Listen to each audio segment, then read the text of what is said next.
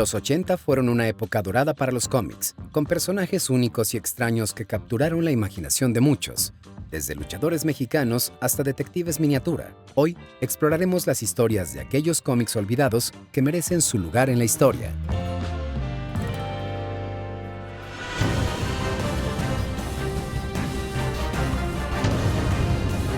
Atrapados en los cómics.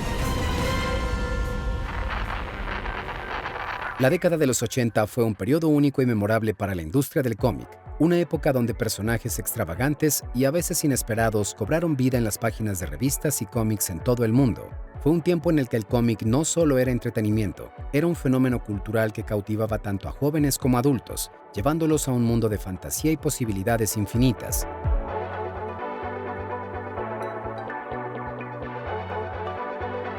Durante estos años dorados se forjaron personajes que se convirtieron en íconos de la cultura popular y lograron perdurar en la memoria colectiva de generaciones. Para muchos fanáticos, cada mes era una espera ansiosa para el nuevo número de su serie favorita. Era común ver a personas ir a puestos de periódicos o tiendas especializadas en busca de la última entrega de su cómic preferido.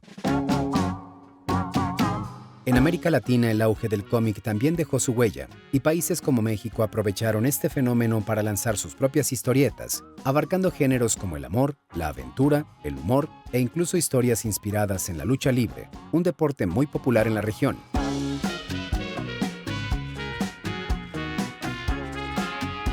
A pesar de que la industria del cómic empezó a decaer a mediados de los 80, muchas de estas historias lograron trascender y aún son recordadas. En este video exploraremos algunos de los cómics más peculiares y menos conocidos de esta época, aquellos que tal vez no alcanzaron gran éxito, pero que sin duda tienen un lugar en la historia del cómic.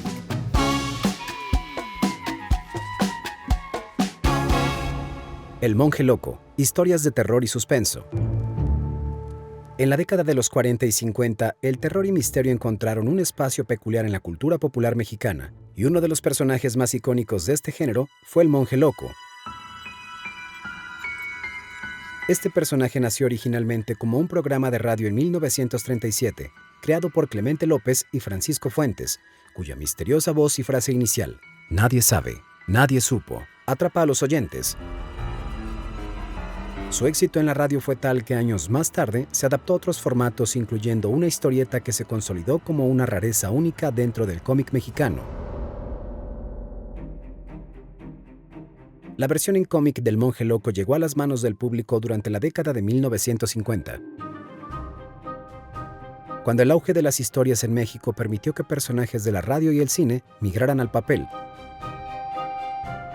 Cada número del cómic narraba historias independientes de terror, misterio y suspenso, todas introducidas y concluidas por el Monje Loco, quien actuaba como el narrador omnisciente de estas macabras fábulas. Los relatos solían estar cargados de lecciones morales, pero no de una manera tradicional o condescendiente, sino a través de finales retorcidos que llevaban a los personajes a enfrentar consecuencias terribles por sus acciones. Los temas incluían traiciones, pactos con el diablo, maldiciones familiares y otras historias escalofriantes que desafiaban los límites del género en aquel tiempo.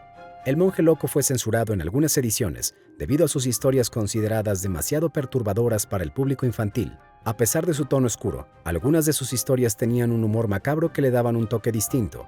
Su famosa frase, "Nadie sabe, nadie supo", se convirtió en un dicho popular que aún hoy se escucha en México. El Indio Madaleno, la sátira social hecha cómic. En los años 50, la televisión comenzó a ganar terreno sobre la radio, y muchos programas que antes se transmitían por radio pasaron a la televisión. Uno de los primeros canales comerciales en México, XCW-TV Canal 2, se lanzó el 31 de agosto de 1950, con la misión de mantener altos niveles de audiencia. Así nació el Club del Hogar, uno de los programas más populares de la época.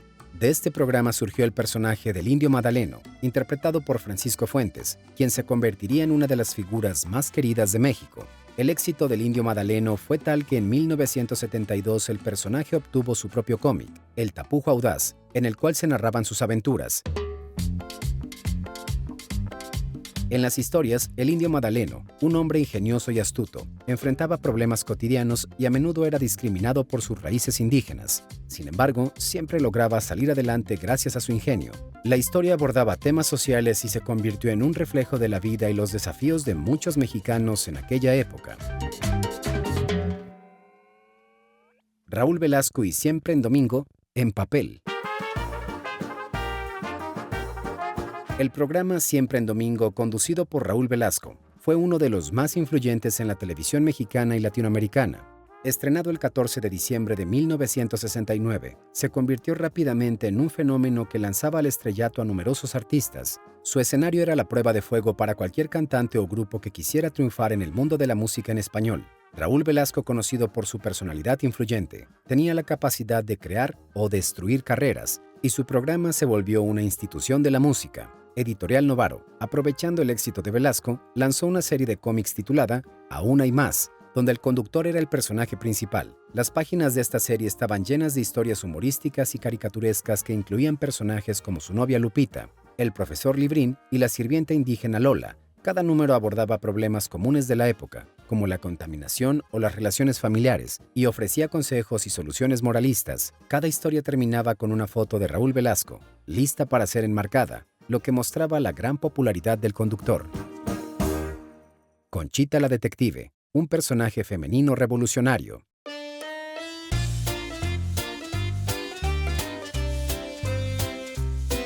La representación de la mujer en los cómics solía limitarse a roles secundarios como novias o damiselas en peligro. Sin embargo, en el México post-revolucionario, esta tendencia comenzó a cambiar y algunos personajes femeninos asumieron roles mucho más atractivos y relevantes. Uno de estos personajes fue Cochinita la detective, creado por Editorial Edar, quien se convirtió en una figura única en la historieta mexicana. Cochinita, una mujer de carácter fuerte y decidida, era una detective que resolvía casos y enfrentaba peligros por sí misma, algo inusual en los cómics de la época. Además, este cómic fue uno de los primeros en publicarse en un formato de bolsillo, con un tamaño de solo 5.5 por 7 centímetros.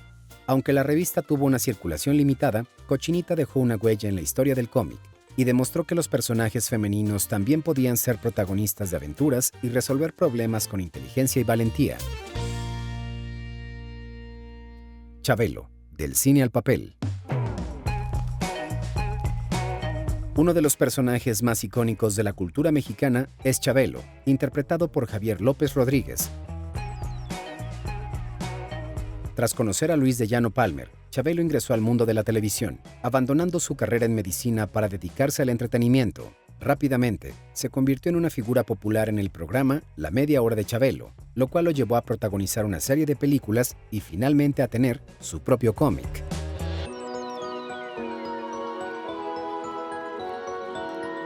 La serie de cómics de Chabelo narraba las aventuras del personaje y su amigo Pepito, enfrentándose a todo tipo de situaciones, incluyendo historias de terror y comedia.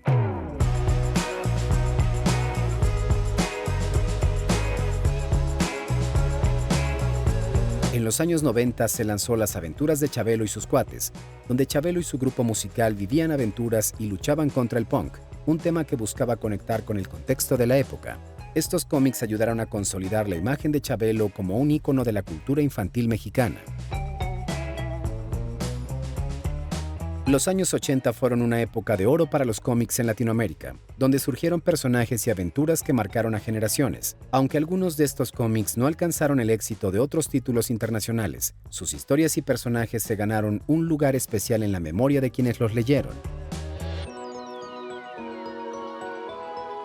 Desde la sátira social hasta la aventura y el humor, estos cómics reflejaron la cultura y el contexto de su tiempo, y nos recuerdan también que los héroes pueden encontrarse en los lugares menos esperados.